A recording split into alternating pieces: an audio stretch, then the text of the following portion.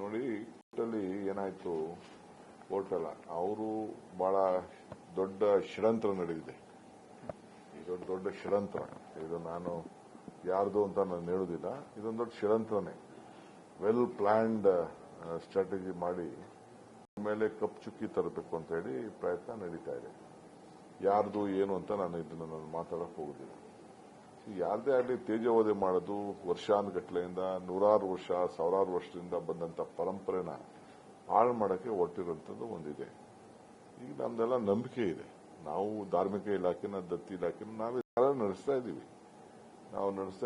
ಗೌರವ ಕೊಡ್ತಾ ಇದೀವಿ. ಬಟ್ ಅದೇನಾಯ್ತು ಅಂತಂದ್ರೆ ಕೋರ್ಟಲ್ಲಿ ಹೋಗಿ ಅವನ ಯಾರೋ ಒಬ್ಬ ಸ್ಟೇಟ್ಮೆಂಟ್ ಕೊಟ್ಟು ಅವನ ಯಾರೋ ಮುಸುಕುದಾರಿ ನಾವೆಲ್ಲ ಹೇಳಿದೀವಿ. ನಮ್ಮ CLPಲು ಪಾಪ ನಮ್ಮ ಶಿವಲಿಂಗೇಗೌಡರು, ನಮ್ಮ ಬೇಳೂರು, ಆಮೇಲೆ ನಮ್ಮ ಪ್ರಕಾಶ್ ರೈ ಪುತ್ತೂರು, ಅವರೆಲ್ಲ ಬಹಳ ಜನ ಮಾತಾಡಿದ್ದಾರೆ. ನಾವಂತೂ ಫಸ್ಟ್ ಯಾರು ತಪ್ಪಿಸ್ತು ಈ ತರ ಮಿಸ್ಗೈಡ್ ಮಾಡ್ತಾ ಇದ್ದಾರೆ, ಅಪಪ್ರಚಾರ ಮಾಡ್ತಾರೆ, ಷಡ್ಯಂತ್ರ ಎಲ್ಲ ಡೀಪಾಗಿ ಹೋಗಿ ಕಾನೂನು ರೀತಿ ಕ್ರಮ ಕೈಗೊಳ್ಳಬೇಕು ಅಂತ ಹೇಳಿದ್ದೀನಿ. ಚೀಫ್ ಮಿನಿಸ್ಟರ್ ಕೂಡ ಹೇಳಿದ್ದಾರೆ, ನಿರ್ದಾಕ್ಷಿಣ್ಯವಾಗಿ ಕ್ರಮ ಕೈಗೊಳ್ಳಬೇಕು ಅಂತ ಚೀಫ್ ಮಿನಿಸ್ಟರ್ ಕೂಡ ಹೇಳಿದ್ದಾರೆ. ನಮ್ಮ ಹತ್ರ ಕೂಡ ನಾವು ಮಾತಾಡಿದ್ದಾರೆ. ಸೊ ಅದಕ್ಕೆ ಹೋಮ್ ಮಿನಿಸ್ಟರ್ ರಿಪ್ಲೈ ಮಾಡ್ತಾರೆ. ನಾನು ಅದ್ರ ಬಗ್ಗೆ ನನಗೆ ಗೊತ್ತಿದೆ. I know the entire detail what is ನನಗೂ ಗೊತ್ತಿದೆ. ಬರೀ ಪುಟ್ಟಿ ಖಾಲಿ ಟ್ರಂಕೆ ಅದು ಕೇಸು, ಏನು ಇಲ್ಲ. ಅದು ಸದ್ ಜಾಸ್ತಿ ಮಾಡ್ತಾ ಇದೆ ಅಷ್ಟೇ.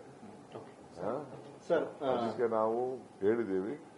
ಹೋಮ್ ಮಿನಿಸ್ಟರ್ ಇವತ್ತು ಸ್ವಲ್ಪ ಮಾತಾಡಿ ಸೋಮವಾರ ಡೀಟೇಲ್ ಆಗಿ ರಿಪೋರ್ಟ್ ತರಿಸ್ಕೊಂಡೇ ಏನ್ ಬೇಕೋ ಹೇಳ್ತಾರೆ. ಬಟ್ ಒಂದು, ಯಾವುದೇ ಧರ್ಮಕ್ಕೆ ಹಿಂದೂ ಧರ್ಮಕ್ಕಾಗಲಿ ಯಾವುದೇ ಧರ್ಮದ ಭಾವನೆಗೆ ಚ್ಯುತಿ ಬರಬಾರದು. ಅವ್ರವ್ರ ನಂಬಿಕೆ ಉಳಿಸ್ಕೊಂಡು ಹೋಗ್ಬೇಕು. ಯಾರು ತಪ್ಪು ಮಾಡಿರ್ತಾರೆ ಅದ್ರ ಬಗ್ಗೆ ಯಾರು ರಕ್ಷಣೆ ಮಾಡಬೇಕು ಅಂತ ಹೇಳುದಿಲ್ಲ. ನಾವು ತಪ್ಪು ಮಾಡಿದವ್ರಿಗೆ ಶಿಕ್ಷೆ ಆಗಲೇಬೇಕು ಅನ್ನೋದು ಕೂಡ ಎಲ್ಲರಿಗೂ ಇದೆ.